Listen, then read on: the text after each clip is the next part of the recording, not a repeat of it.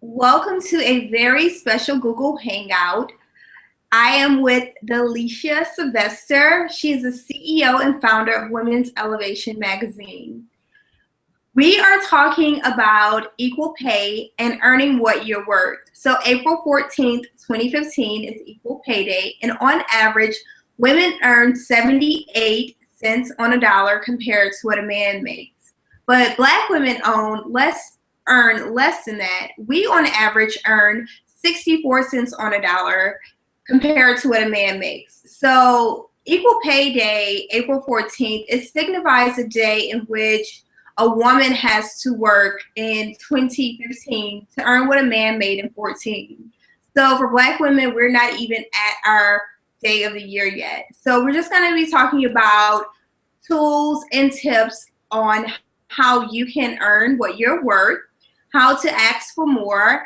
And I was inspired to do this in part because of the movement by Lavo League and their Ask for More campaign.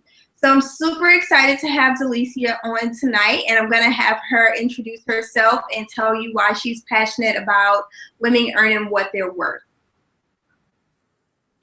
Well, hello. It's good to be back again with you doing this Google Hangout. It's definitely something that's important because I think we stumble a lot along the way when we go to ask for what we're worth. I think we don't necessarily always know what number to throw out there or what to ask for or how to go about asking for the right amount or even what that amount is. So this is definitely something that's a passion because you have to know what you're worth first. And you have to know how to ask for it. And when you're negotiating, especially in a business setting. So that's something that's really, really powerful. And I'm glad that we're able to kind of get this ball rolling. So can you tell me your experience with negotiation? Did you negotiate your salary for your first job? No, my first job, I got my first job because my mother's boss at her law firm was splitting apart from that law firm and decided to start his own firm. And he couldn't afford her at the time, and he needed someone to come in. And so he says, well, I've known, Delicia since she was 10, so did she need a job? And I was 16 at the time, and I was needed a job. And so I started working at the law firm. It was just like whatever he gave at that point. And from then on, when I was ready to move to my second job, I kind of just went in and was just like, okay, whatever they'll give me. If it's more, great. But, if it's the same, at least I'll get more experience. I was more concerned about gaining the experience than actually concerned about the salary. And it wasn't until I moved from that second job into my third job at a chamber of commerce where I really kind of said, okay, maybe I need to start paying attention to my salary a little bit more, especially once I had my child. That completely changed the game. And so when I looked to find other employment, my main focus was to, one, find employment that fit the time schedule that I needed, and two, find something that offered more money so that we could do what we needed to do as a family. So that I didn't really start to negotiate until probably about four jobs in, and I was like, okay, it's probably about time to start figuring out what I need for my family. Yeah, and for me, my first job in high school was working at Wendy's, and similar to you, I didn't know anything about negotiation. I was just so excited that Wendy's took me, and I just started working. From there, I worked a series of jobs, but my first professional full-time job, I did not negotiate my salary at all. I was taking a negotiation course through my MBA cohort, and I was doing some of the elements of negotiation, but I never made the ask. I actually scared myself out of it. So it wasn't until probably my second or third professional job when I actually started negotiating. And then I felt more empowered, I felt more knowledgeable, and I started doing a little bit more research about the job and similar salaries going into it.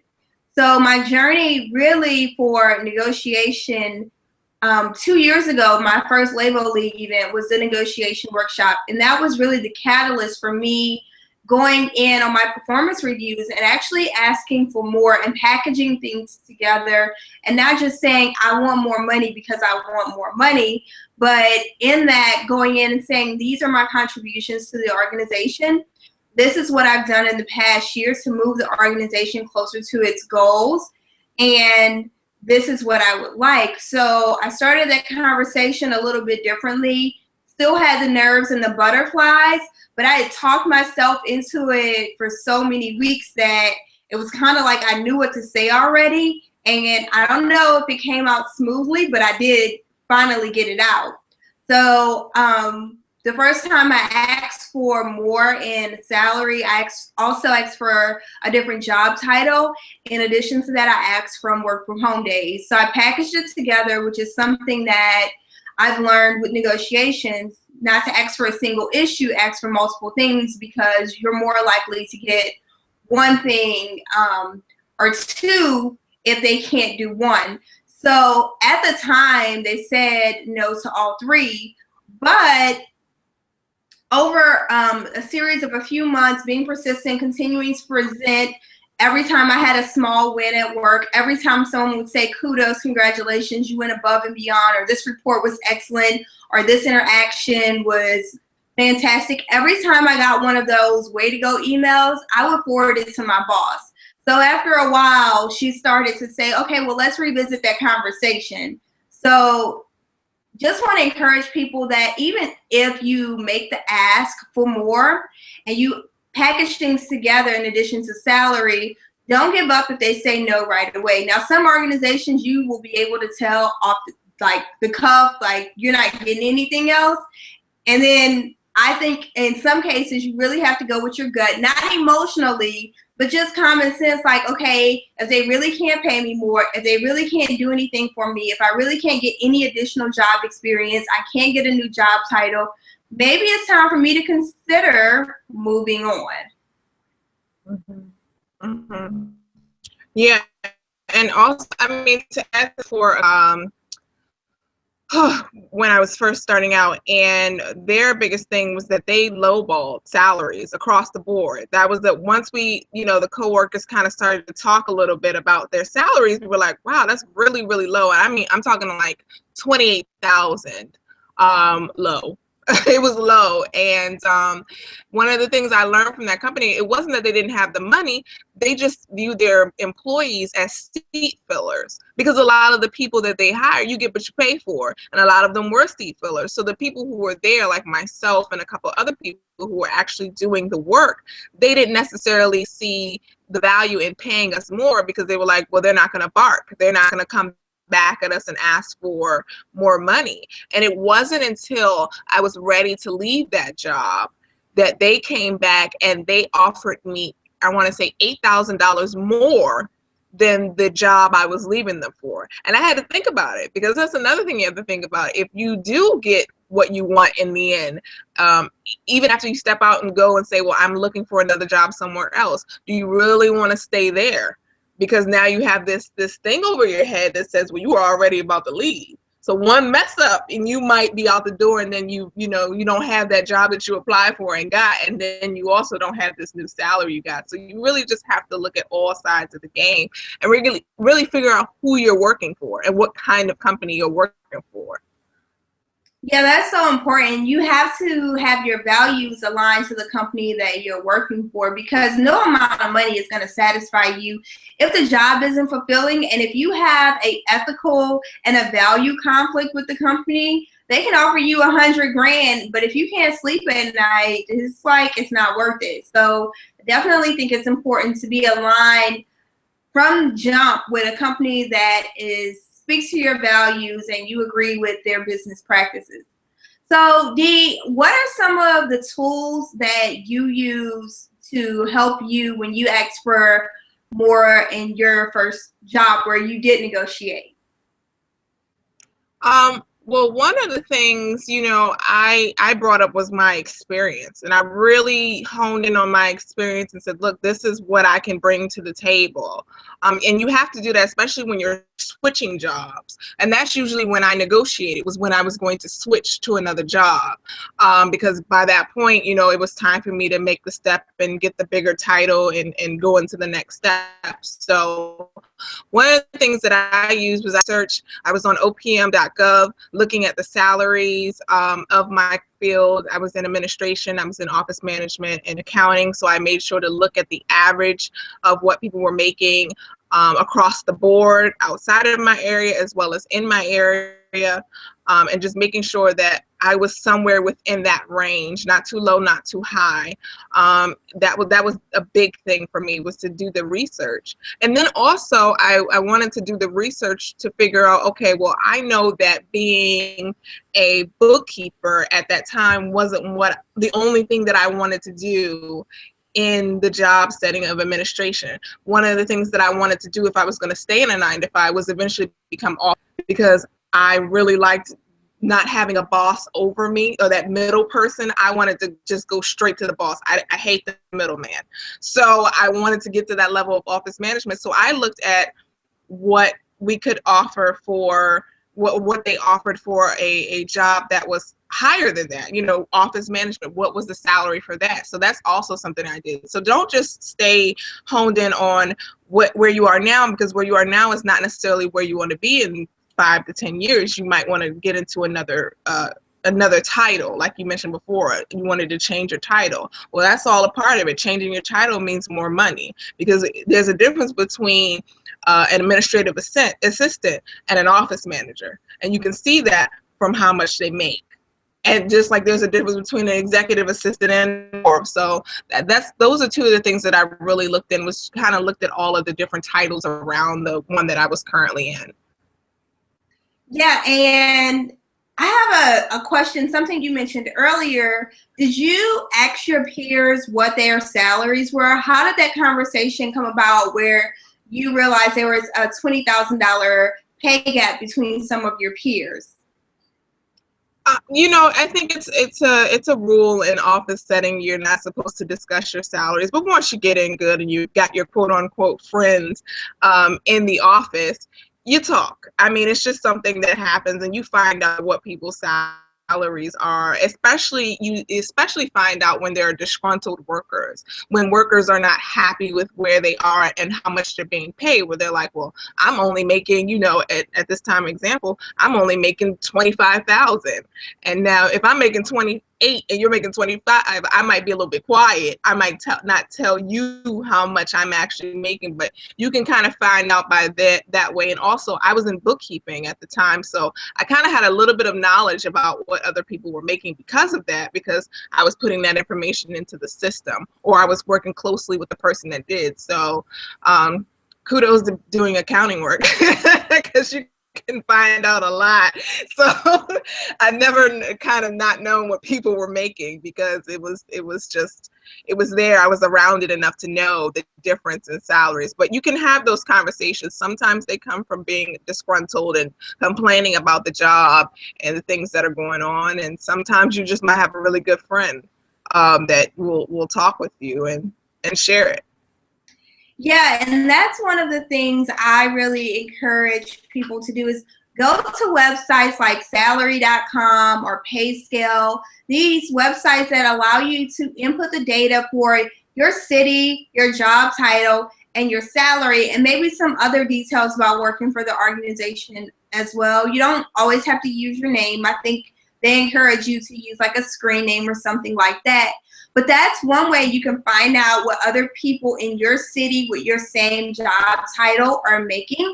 If you don't feel comfortable having that conversation to discuss your salary, but I think that even if you're not 100% comfortable discussing your salary, to talk about a range. Let's say like a $10,000 range. Well, maybe I'm making $70,000, $80,000, or I'm making between 90 and 100.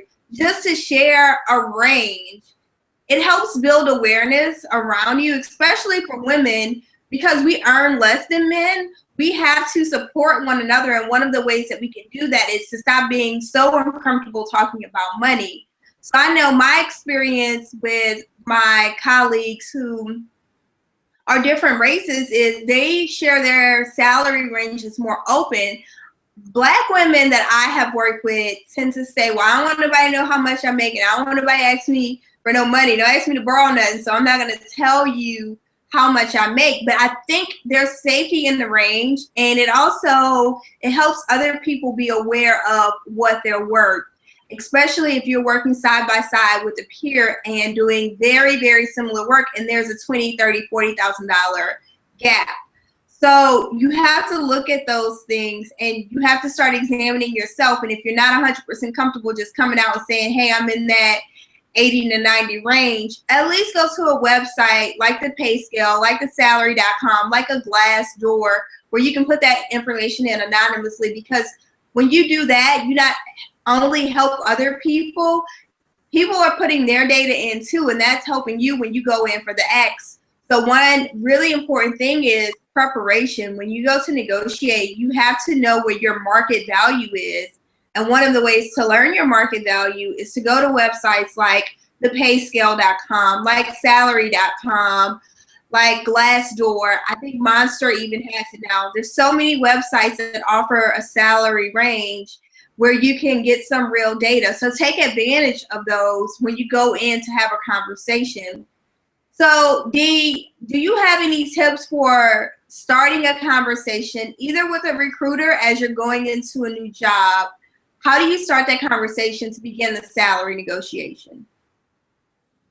Well, I think you just have to be open and you have to be direct. I think one of the biggest things that they say women make the mistake is they're not direct enough. When you get to the salary portion, a lot of people get all tense and they feel like, oh, well, I'm just looking for a job, or I'm just looking for a new, experience, and they don't want to be shut down so quickly. You kind of have to let those feelings go. And one of the main things that I heard over or done myself is you feel like, well, I hope it's not too high. You begin to make excuses for the number that you feel most comfortable. And you have to go in and be direct, because are you going to offer this to me or not? Either you are or you're not. And we have to be that way. And we have to be that way because if we don't, then we're going to continue to have these pay gap, whiffs between the pay gaps. So I think we have to just go in and we have to be direct. We have to be comfortable. We have to know that we know what we offer. We have to know our worth. And in terms of getting it started, it depends, on where you are, because the way you approach a recruiter, say at, a temp agency or somewhere where you're going outside and you're saying, hey, connect me to a job, that's a little bit easier because you're not talking directly to the person. So you don't feel as clammed up or scared to say, I want $50,000 a year or I want $60,000 a year, because you're not on the interview with the person. They're going out to find that perfect match for you where the person is already committed to offering you something between that range. So you also have to figure out what kind of scenario you're in. Are you already at the job, have this conversation? Sometimes the best time to do it is around review time. And like you said before, gathering all that information of all those kudos and great jobs that you did and saying, look at what I've done for you. Look at what I've done for your company, and being able to showcase that. So I think those are kind of some ways that you can kind of just figure out where you are and where you fit in and what you can do to start that conversation. And sometimes it might not be the right time. Sometimes it's not review time. Sometimes you just have to get up in the middle of the month and say, hey, I want to have a conversation. Can we go to lunch? Can we, meet in your office? Whatever makes you feel comfortable. And just sit down and say, look, I've been with the company for X, Y, and Z number of months, well, hopefully years. And this is what I bring to the table, and I would like to discuss updates. And it might be that I've had companies say, well, we're not doing pay raises right now, but here's what we'll do. We'll give you a contract, and here's what we'll promise you, so that when we get to review time, this is what we'll give from that day forward, this is what you'll have. And I've had companies that do that. Well, they'll meet with employees in the middle of the, the year and say, hey, we think you're doing great. We like what you're doing. Let's discuss your pay. And that's one of the things that happened to me at one of my jobs. I was working there and a guy was leaving, and it was in the middle of the pay, review period. And he was leaving. He said, I want to make sure I get you your pay raise, because if I don't do it now, there's no guarantee you'll get it when I'm gone. And so that's one of the things we did. We sat down, we had a conversation. I went in and I said, this is what I need to continue to work with you. And he went back, he discussed it with the boss. They came back, I got my pay raise. And it was so don't put too much of your thoughts into it, because sometimes it's just more than what it needs to be thought. Right. And I think that's so important, how you mentioned that you just go in prepared. And one of the things that I always tell people is you go in with confidence, not arrogance. And there's a very big difference, because if you go in arrogant, nobody likes that. That's a big turn off. There's so much research that shows that women have to negotiate differently from men. So don't try to take on the characteristics of a man when you're going in for a negotiation. Play to your strengths. So women, when you frame things in a negotiation to, this is how it's going to benefit the organization, by giving me this title, I'll be able to do X, Y, and Z and leverage that for more partnerships for the organization, which will in turn result in XYZ benefit, which is one of our long-term goals. So as a woman, you have to play on the stereotypes to get what's in your benefit. Now, what I'm not saying is play to stereotypes of flirting and things like that. That's not what I'm saying at all. But I'm saying, because women tend to be more caring, when you frame things up, this is what's in it for the organization, and then tie it back to your contributions to the organization and then your acts. But I think confidence is so important. And then also being prepared, knowing what's going on in the industry, knowing what's going on in the company. So when you go in and you have these conversations, you're not just fumbling over your words like, well, I just want some more money because my student loans are $2,000 a month. The $2,000 a month student loans, that's not your employer's problem. But if you tell them that I'm solving this problem of whatever problem is going on in the organization, or you find a new innovative way to do something that's saving the organization money, bring that to their attention. So Dee, you mentioned something that they said, well, I can't give you the money right now, but I can give you X, Y, Z. I've heard of people saying, well, can I get an extra week of vacation? Or can you do tuition reimbursement? Or can you help with my gas for the commute? Like if there's a train fare that you use to go to and from work, I've heard employers being flexible on that. So don't get bogged down and only think of one thing. When you have conversations with your peers at work, you might find out that your buddy is getting childcare taken care of, and your girlfriend that sits across the way from you, she's getting her commute reimbursed. So when you have these open conversations at work, you'll find out what other people are getting, and then you'll learn what's flexible in the company. So even before you join a company, talk to people that you know who may work there, or ask someone that has a friend who works at the company, do you mind hooking us up for a quick conversation? And just ask them informally, can you tell me some tips about the organization? How was your negotiation process? Do you have any insight into what I can expect? More times than not, people are willing to share their experience with you. So always go into it with an open mind, but always be prepared. Do your research. I mean, we all have the internet at our fingertips. So take some time to do some research before you have these sorts of conversations. So one of the things about earning what we're worth is just knowing our value. We sometimes play down our skills and say, oh, that thing that I do, no big deal. I can do that in my sleep. But that is a really big deal. And that's something that you should be bringing to the employer's attention and saying, hey, I'm really good at XYZ. This is a benefit to the organization because of, and break it down for them. Like, because it's no big deal to you, you might gloss over it and say, oh, well, that over there. But really get into the detail. Take some time with yourself and write down the things that you do from step one to step done. And then have that conversation with the employer and tie it back into the organization. So, Dee, can you give us some tips on how we can begin to understand our value in the workplace?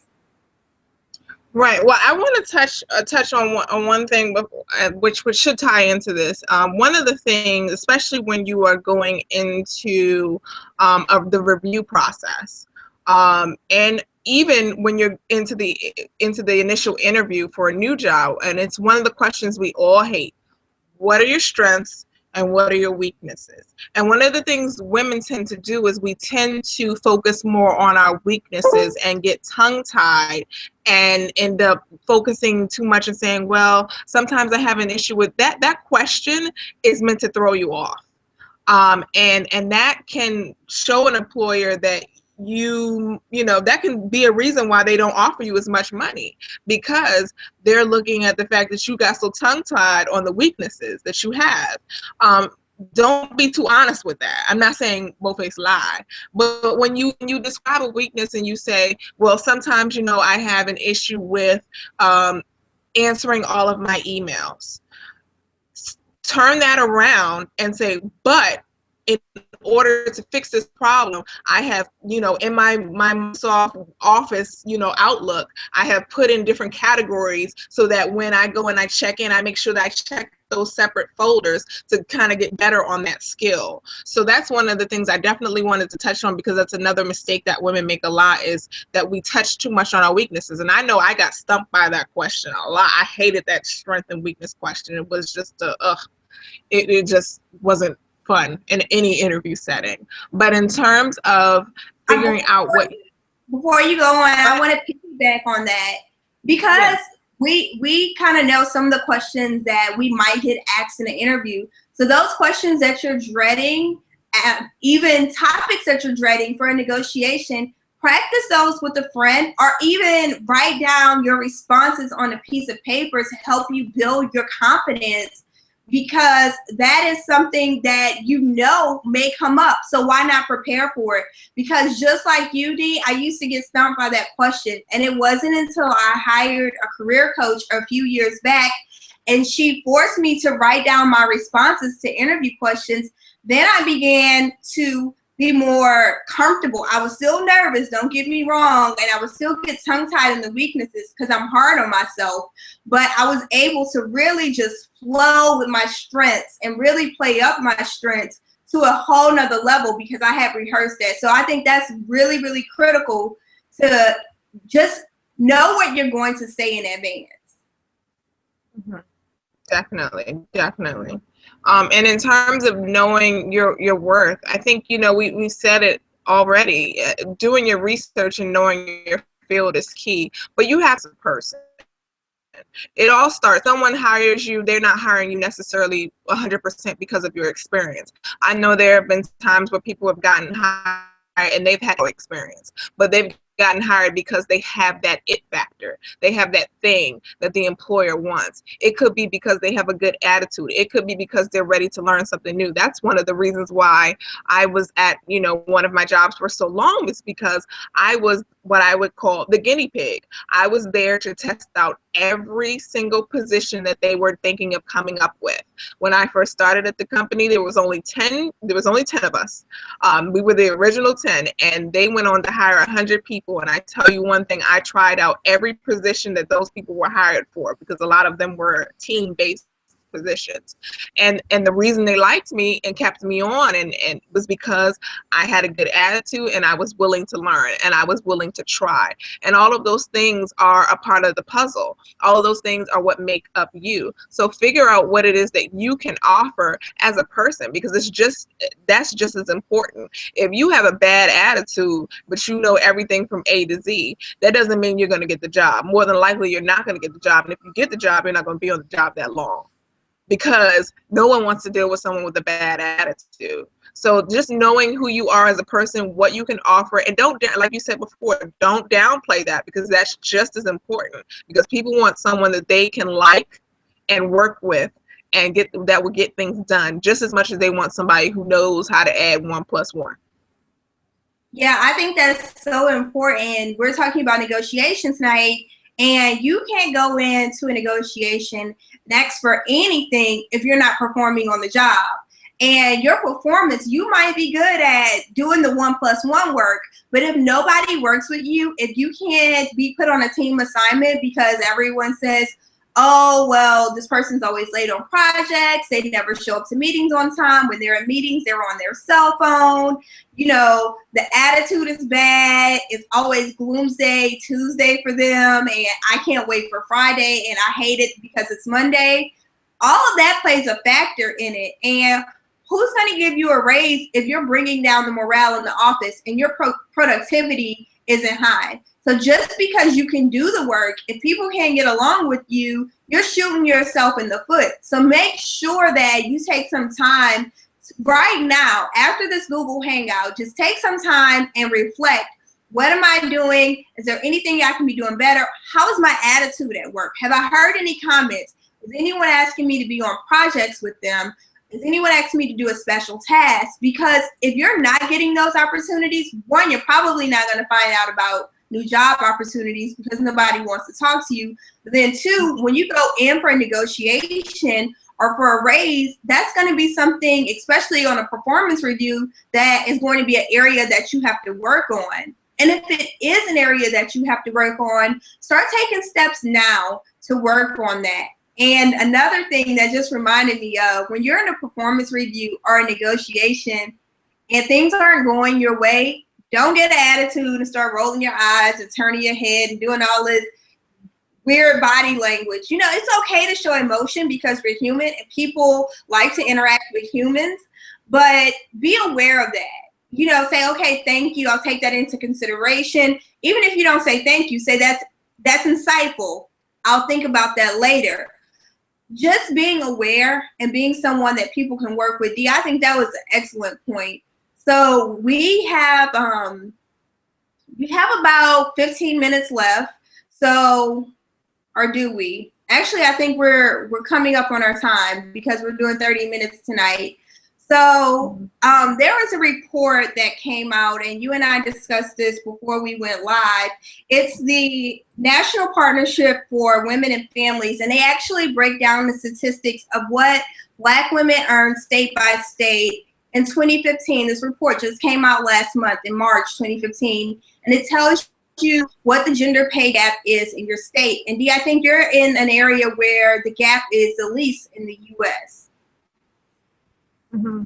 Yeah, our gap is, and I have it right now, African American women in Maryland make a median wages is 47. The median wages for white non-Hispanic men is 67. So that is a wage gap of $20,000. We make 70 cents on the dollar in the state of Maryland, which is where I am. And here in Georgia, it's actually 63 cents on a dollar. But what was really breathtaking for me and made me say, oh my God, I have to bring more awareness to this, is Louisiana, my home state. The average, the gap is 49 cents on a dollar, which that's less than 50% of what a man, non-Hispanic man makes in a position in Louisiana. So because that's my home state, and I know a lot of people that still work in Louisiana, that's one of the reasons when I saw that report, I'm like, I have to get the word out and the awareness of equal pay and asking for what you're worth and earning for what you're worth. So when you go to a new job and when you have the interview, don't get in this, oh my God, I'm just so happy I have a job. We've all been there, we've all done it, but we have to get past that. And the way that you get past that is by educating yourself on your market value.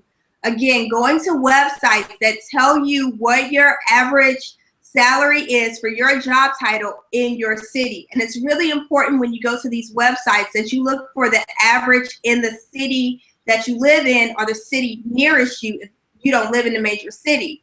But then take it a step beyond that. if you know you're not average, if you know you're dynamic in 9 of the 10 areas that you're going to be performing on your job, ask for $10,000 more because you're not average, but you have to be aware of what you do. So if you're really not sure of what your strengths are, one of the things that I tell people is ask your coworkers or ask people that you volunteer with, what do you think some of my strengths are? Maybe that will turn the light bulb on for you and get your wheels turning. I think that is really beneficial for a lot of women that I work with, and I recommend almost all of my coaching clients do that. Ask 10 people around you to give you 3 things that you're good at, 3 strengths. These may be things that you're overlooking because you're saying, oh, that thing over there, no big deal, I do that in my sleep. So take time to really self-reflect and also ask the others around you for their feedback as well. Dee, do you have any parting tips before we wrap up? I think we've covered a lot, and I love what you're doing here in Louisiana. Is not my home state, but my dad is from New Orleans, so, and a lot of my family is from that area. So it's just scary to think that it seems as though we may never catch up. But I know that with these tips and with continuing to talk about it and continue to spread awareness, we can educate women that they are enough and that they can do more and that they can get more for what it is that they do. And just because you're a woman doesn't mean that you should be less than a man, especially when it comes to work, and especially if you're doing the exact same job. It's ridiculous. So I am just thankful that we were able to sit down tonight and kind of discuss this and further that education.